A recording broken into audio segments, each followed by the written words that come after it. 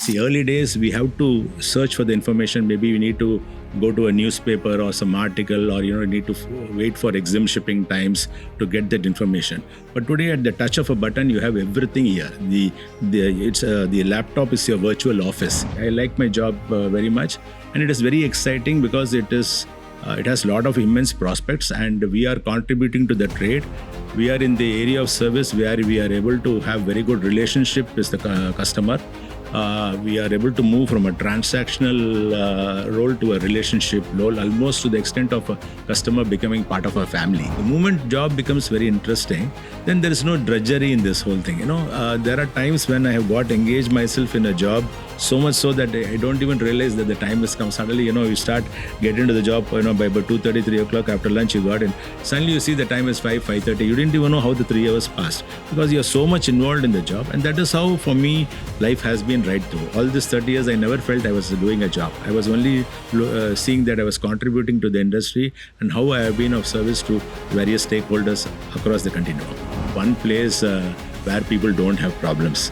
So there was this guy, everybody smiled, and then one fellow said, sir, I would like to see that place where you don't have a problem. So he said, next day, come over at 9 a.m. to a particular place. So he says a particular place, and then he comes and finds that place is a cemetery.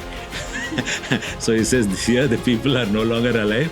These people don't have any problems. The very fact that you're alive, there will be problems. How you cope up with all these problems, that is what matters. So you need to be highly inquisitive about things. You need to be highly passionate about life. The passion to make things happen. The passion to be enthusiastic. Passion to make things interesting. Also gain knowledge as you move forward in the journey. I always say scope for improvement frequently. I tell people this because my father used to say this often, and I sort of picked it up from him. So you say, you don't tell people you're wrong. Rather, you say there is scope for improvement. There are ways of putting things. So this is something which caught on to me big. For me, it's always a thriller. Every day you go into office, something new springs up. There's this problem, and suddenly, as I just told you these examples before, suddenly, that there's been a breakdown or there's a port strike.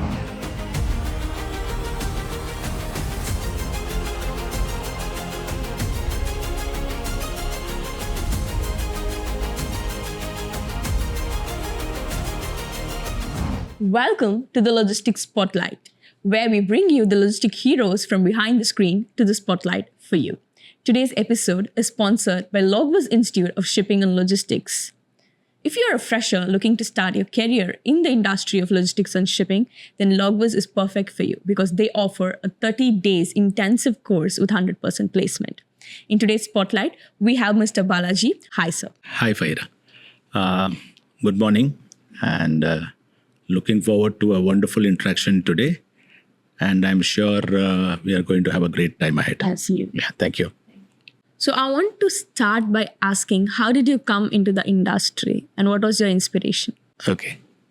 It's a very interesting story, Faira. I used to be working with ITC in their financial division, which was known as Classic Financial Services, in their headquarters in Calcutta. So that was in the early 90s. And then my father, who was a chief engineer and who had retired recently from Durgapur Steel Plant in Steel Authority, he came and settled down in Chennai. So he called me and said, there's an opportunity in a very good company, shipping and logistics company here in Chennai, and an advertisement has come up. So why don't you apply for that advertisement? And I was looking at it. I said, shipping and logistics has got tremendous potential. It's a derived demand.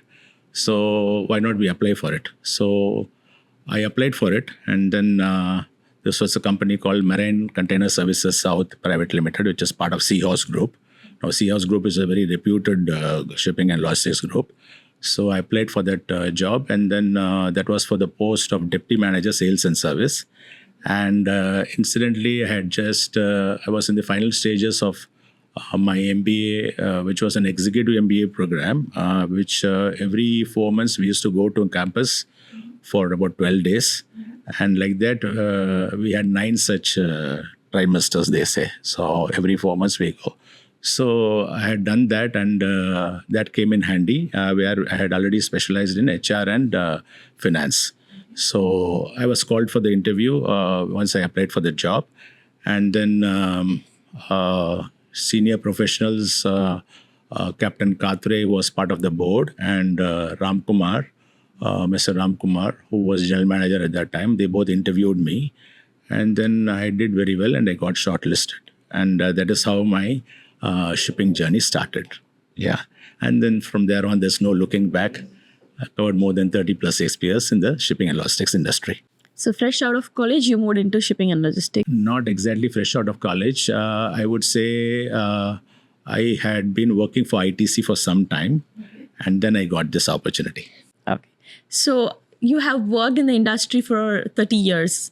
30 plus years. 30 plus years. So can you give us your perspective, your insight of how the logistic industry has changed over 3 decades? See, early days when we started off, the communication per se, used to be through faxes and or telex release and things like that. And we were on the threshold of cutting edge technology, but still we had a long way to go. 30 years down, we find now everything is very fast, instantaneous.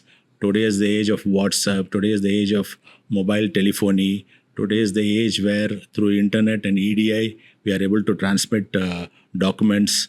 We are able to have EDI interchange of data between ports, say service providers. The interface is very fast, and everything has become extremely dynamic. And there is also a lot of resilience in the industry, and it has also become extremely competitive. See, those days when you used to go for sales calls to a customer, we can go and we can give the rates. Then he will say, "You give me the schedule." We used to come back to office. Then we used to check the schedule, and then we used to again put the schedule on email or to send it through fax, and then he will approve it. The process used to be a very time-taking process in the early 90s when it took off. But now everything is instantaneous. Within the same day, you're able to track the cargo, or you're able to track the schedule. You're going to find where the inventory is, which yard the inventory is, and then you're able to make the booking. And booking is all where you get the data is automatically populated, and then they have a field. They have a particular format for that. The format is uniform across the shipping line in all the offices. So there's been a very drastic and dynamic change in the environment where everything is very fast and instantaneous. And this has helped spur on cutting edge technologies where we are into the age of artificial intelligence. We are on to Internet of Things. And all these things have made life far more easier, and it has also made it far more expeditious. So you have seen the industry, take a development towards, this year. After the pandemic, there was a lot of changes in the work culture. So what still excites you about the industry? What are the challenges? See, today's industry is one of information. There's a lot of information, and you're able to sort of sieve the information, filter the information, and take whatever you want. See, early days, we have to search for the information. Maybe we need to go to a newspaper or some article, or need to wait for exim shipping times to get that information. But today, at the touch of a button, you have everything here. The laptop is your virtual office. You can carry the laptop wherever you want. And for me, it's been a very passionate journey because I am very intense and involved in shipping. For me, shipping is not my bread and butter. I would even say it is my first wife, and the regular wife is the second wife. Sorry to say, but I'm so passionately married to my first wife, where I engage myself almost 12 to 14 hours every day. So I like my job very much, and it is very exciting because it has a lot of immense prospects, and we are contributing to the trade. We are in the area of service where we are able to have very good relationship with the customer. We are able to move from a transactional role to a relationship role, almost to the extent of a customer becoming part of our family. So we have got it to that stage. So, once you get your customer to that stage, they regularly support you because they feel they are part of our family. So you don't need to strain yourself unnecessarily. You can go on to a new customer. So that is what excites me in this industry. So I can see that you travel a lot and it's part of your job. So you also told me that you handpick your team and you have a team under you. Right. So how do you keep them motivated while fulfilling your job roles? See, generally, freight forwarding is a very intense profession, yeah, and the stress levels are very high. So the general environment in office, apart from what the job they do, we have to ensure it is stress free. So what we do is after office hours, we maybe go and play table tennis or we play shuttle. We involve them in many games. Towards the weekend, we have a cricket match maybe. Okay, and maybe once in 3 months we go for a picnic. Okay, or we may go for an outing, say Mahabalipuram. This kind, or we have a sports meet. Okay, once a year. So these kind of things, what happens is they are sort of gelling together the employees, and where they are able to interact with one another, and also they share their personal stories and all whatever their skills, etc., their hobbies, etc., come to the fore. And it is a very cohesive team that way because there's a lot of interaction and give and take. So once there is a lot of give and take possible, the chemistry builds up automatically. So in freight forwarding industry, learning and keeping yourself updated is very important because, as you told me, AI is being integrated and it's becoming a paperless industry. So how do you encourage your teammates towards that learning and development? See, today's professional expertise is something that you not only gain experience on the job, apart from that, you also need to be professionally qualified. Suppose somebody is there in operations. Incidentally, I've done my chartered shipbroker. So I encourage there's a 1-day course on, say, bill of lading and its intricacies and characteristics. So if we see a workshop which is there on bill of lading, I send the operation team by turn to see who is more meritorious to go and participate in that workshop or a day. And see, by nature, when you say bill of lading at the backside, there are so many clauses which are there. And basically, bill of lading is also a negotiable document. So likewise, you see, you have a course of CSCM where you say you have to have a certified supply chain management professional. And for example, institution like NovaRx, it's a US company, and say Shiksha, a division of Shiksha, or you say there are so many industries which run supply chain management courses. We have the Freight Forwarding Institute, FFAI. Okay, they run their own diploma courses. So we encourage our team to participate in this kind of courses, and side by side they become knowledgeful of all the latest developments and trends in the industry, and also gain the necessary insights to equip them to be updated with the latest knowledge, techniques and skills, so that they are able to perform well at the job. So this is something which we constantly encourage. See, not only is it's telling the team. Personally, I am also as a leader, I am also very passionate about doing my courses in supply chain logistics. Year 2024, I completed my supply chain logistics from Purdue University, USA. And that was a very intense course, and it was a weekend course on Saturday, Sundays. We used to have classes in the evening from 7:30 to 9:30, and it was for almost a year, and I did very well in that program. I constantly keep myself engaged and updated on the latest, and for me, what I thought next, I should also do a management course from IIM. IIM has always been something which I've been looking up to from my early days. I used to be in awe of people who were IIM professionals. So one day I thought I should also do it. I told my team also, and likewise I have also done my IIM course, where I completed my IIM Indore management program last year.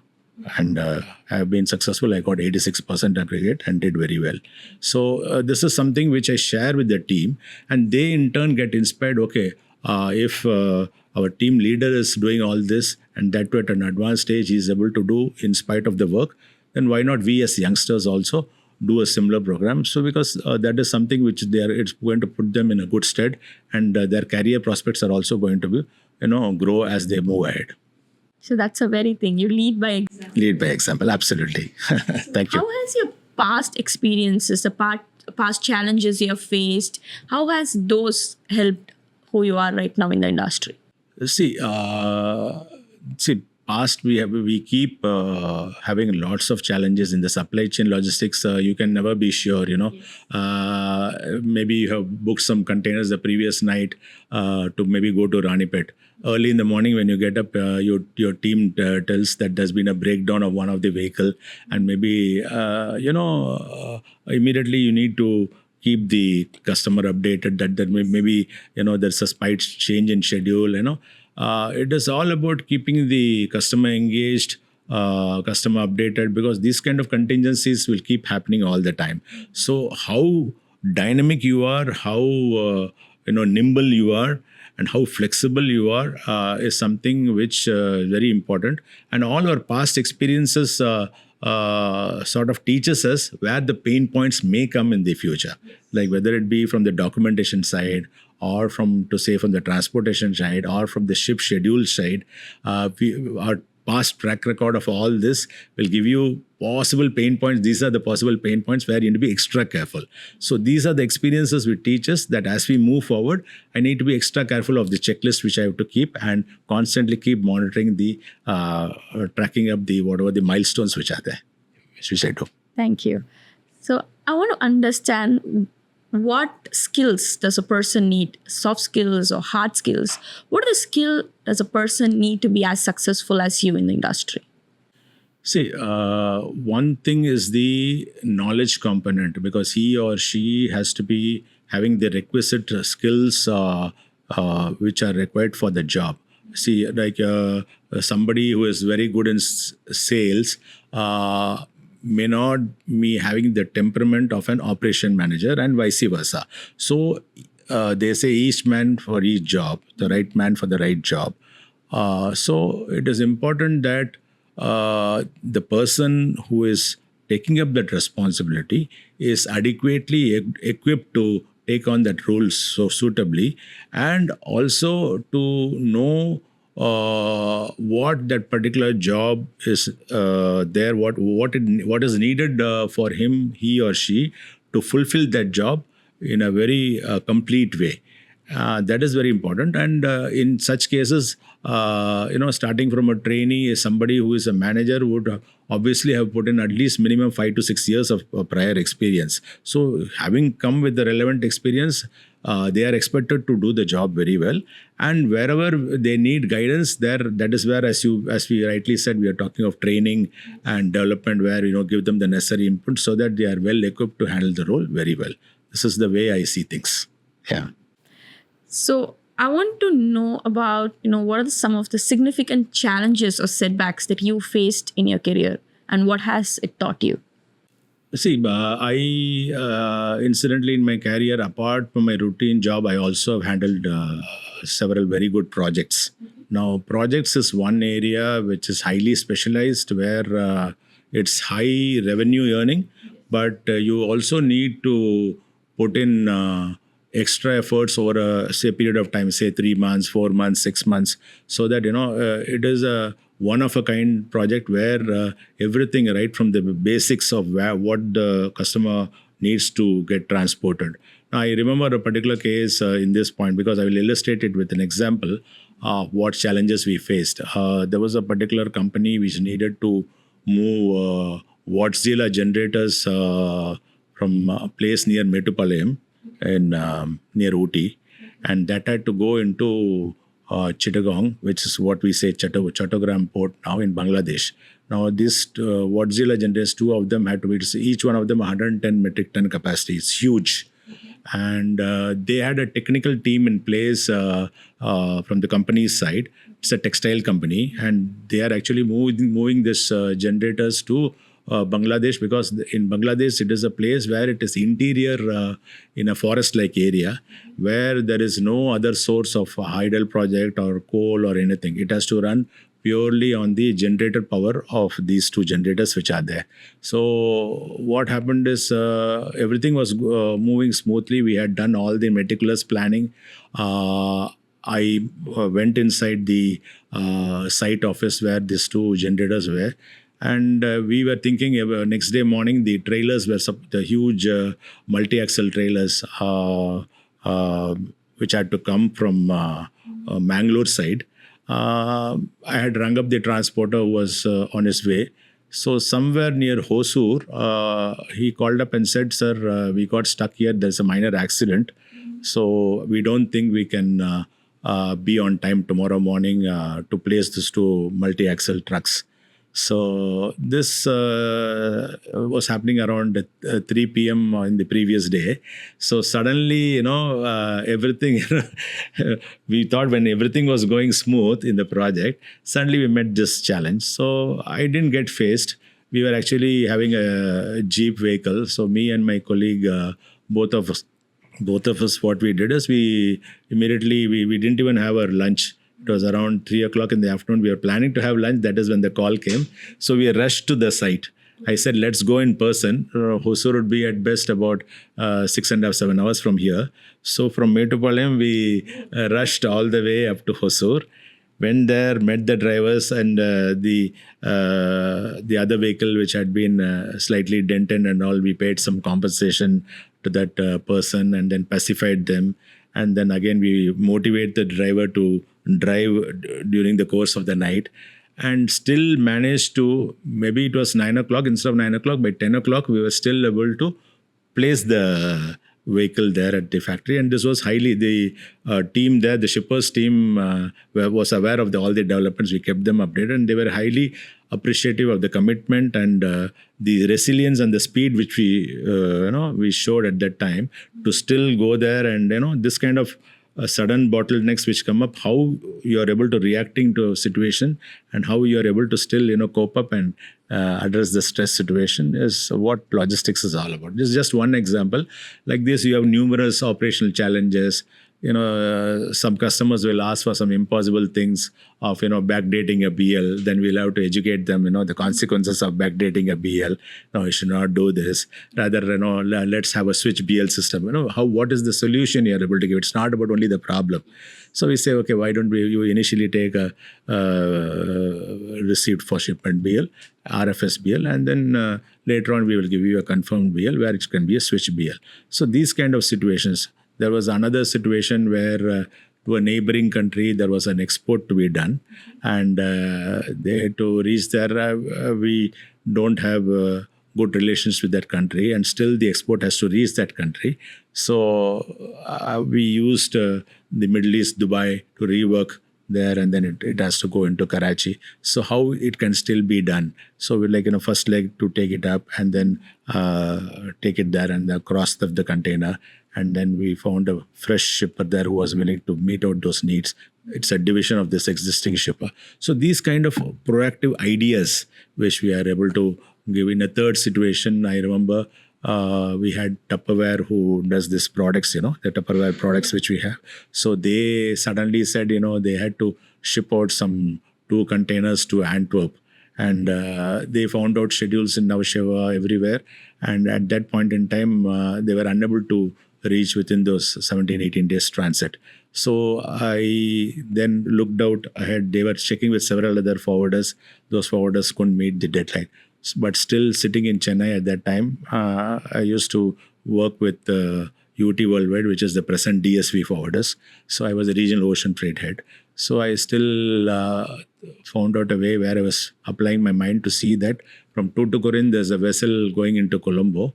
That was on a Saturday. This happened on a Thursday afternoon with the vice president of Tupperware, whom I'm talking to.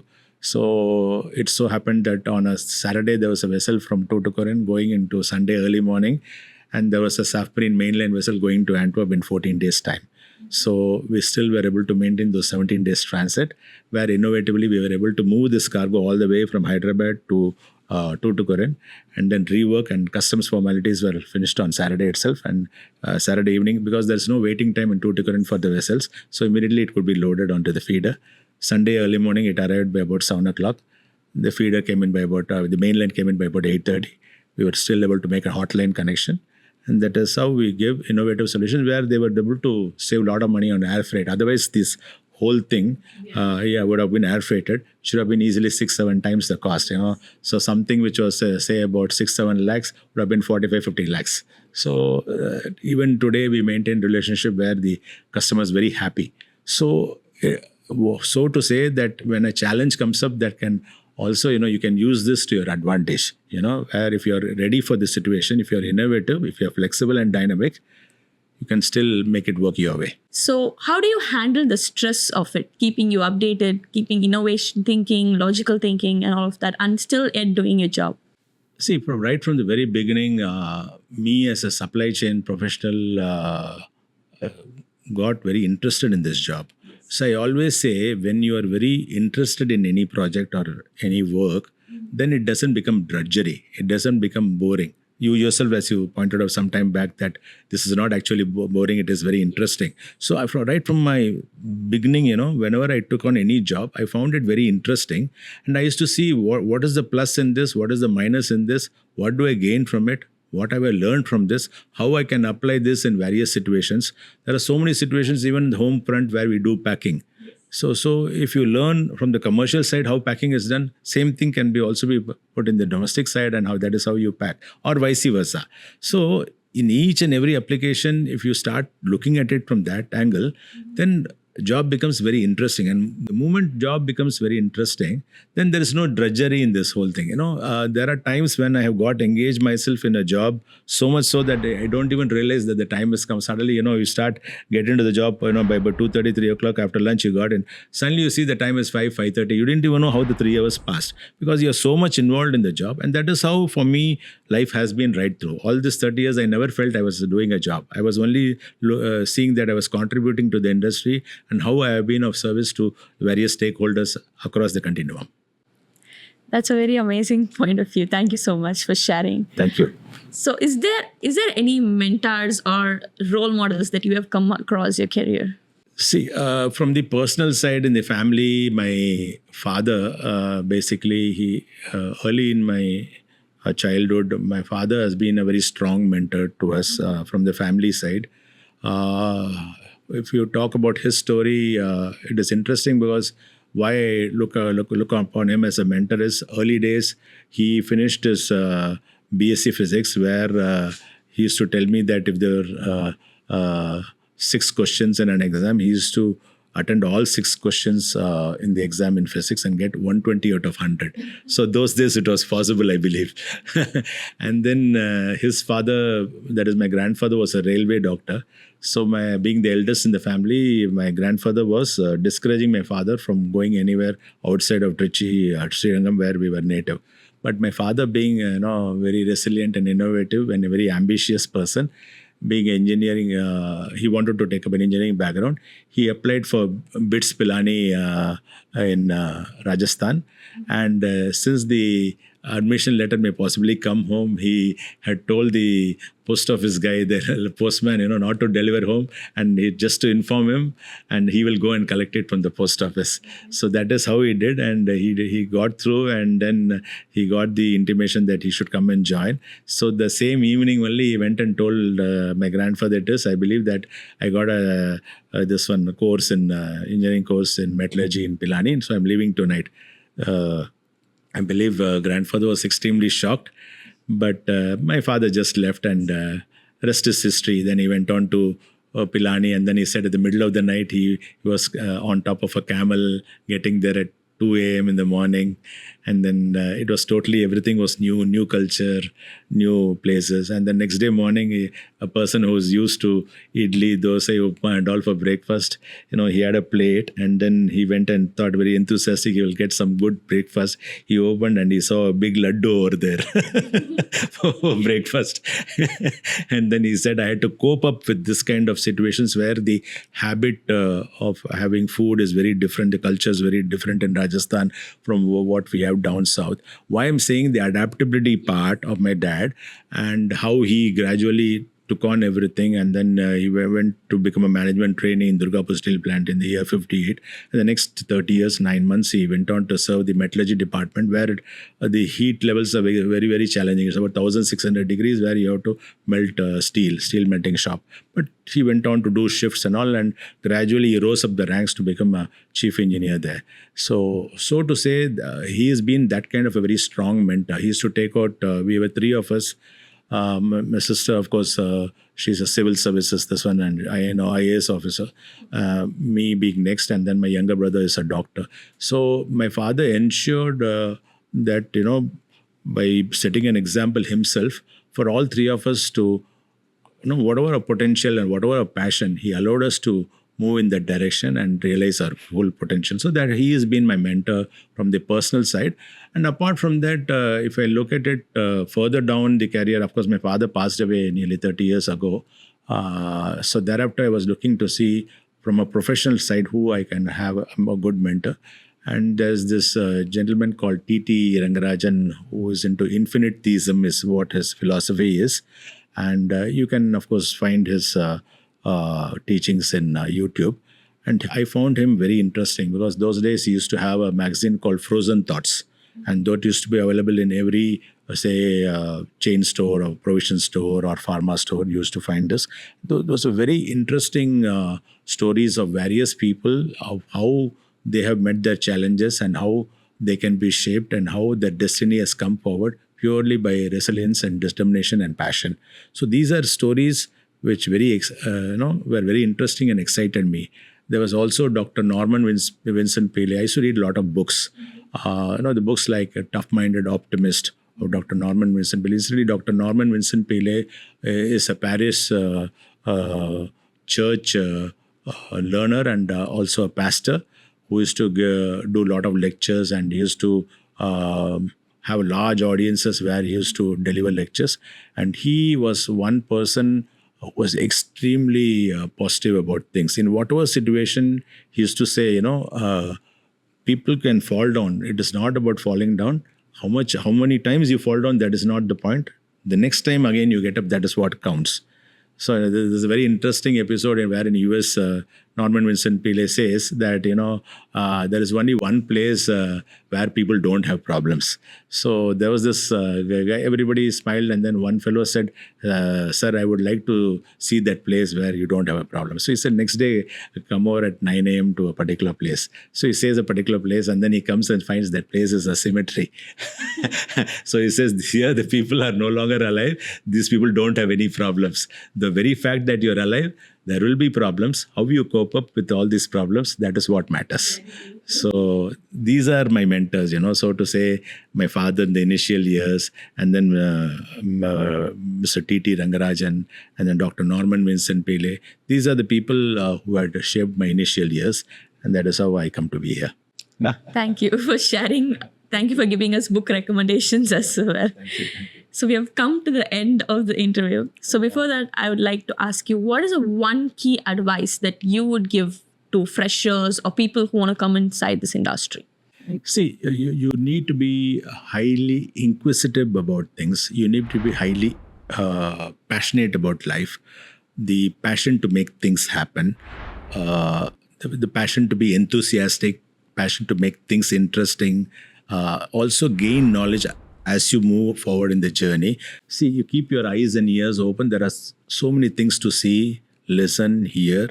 How they say, the three monkeys, like you say, is more important of what you hear.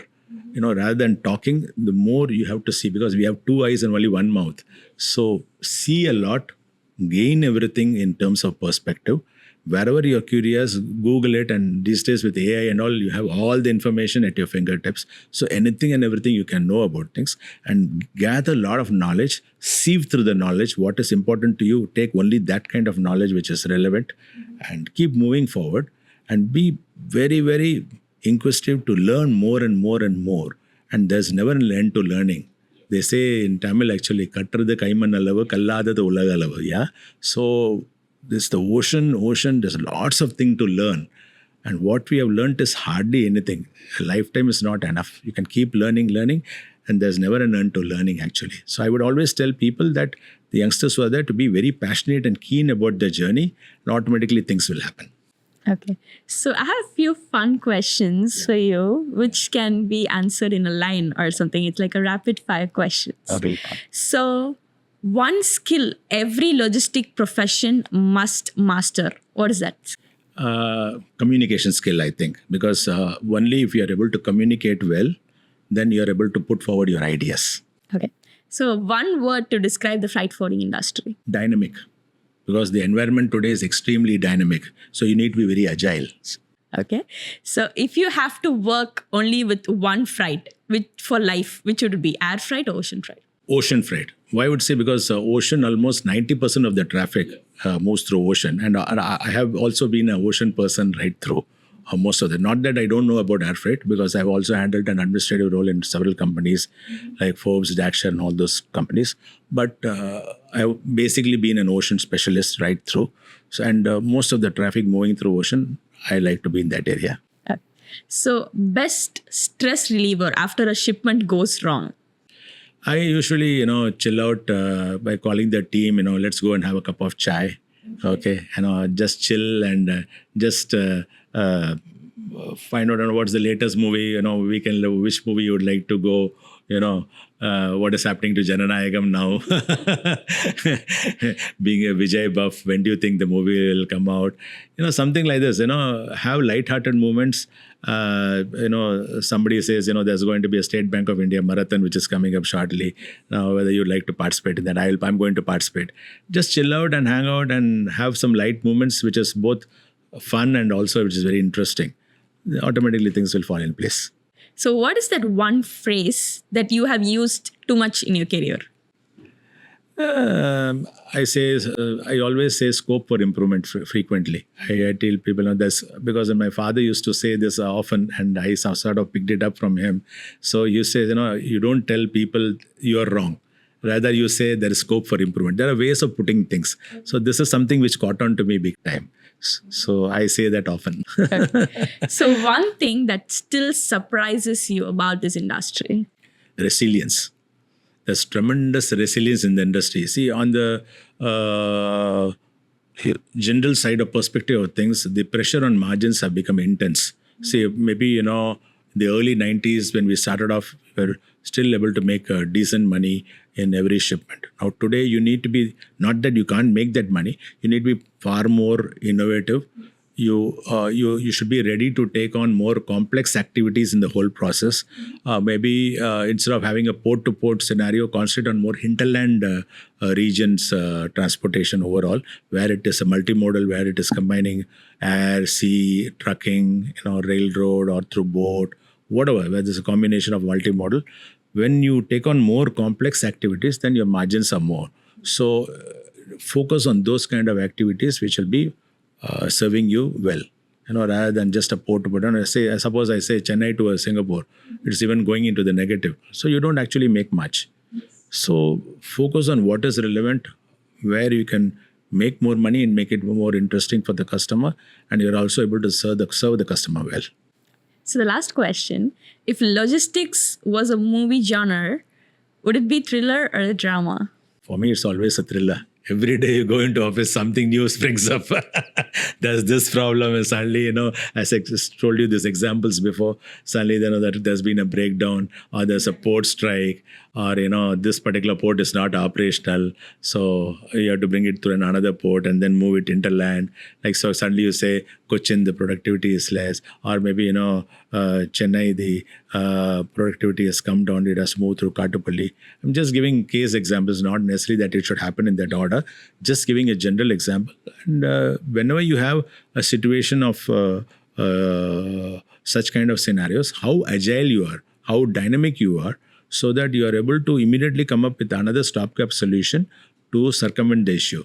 As I was telling you about this problem of breakable shipment, the ship reached Chittagong. It was Puja time, Durga Puja time there. And Durga Puja time, normally the transporters, they go for pujas, they don't put the trailers. So the ship captain informed me, if the the ship berths there, and they are not able to deliver the cargo, the per day detention for the ship is $12,500. Okay, which we have to pay as shippers or forwarders for the shipper. So I had to immediately think on my feet, immediately what to do. Luckily for me, I speak very good Bengali. So I have been in that part of the, because I was in Durgapur near Calcutta where my father served, and that is where you speak Bengali came into fore and as a language. So I spoke to some transporters and found out they said nothing doing, we can't do. So then I spoke to the shore captain over there. He said he will arrange for some barges, smaller barges to come to the mainline vessel, and then from the vessel shift everything onto the barges, the parts and all this one of the generator, and then move it to the port. So you need to be agile and very flexible, and that is how we were able to circumvent the detention charge which was there.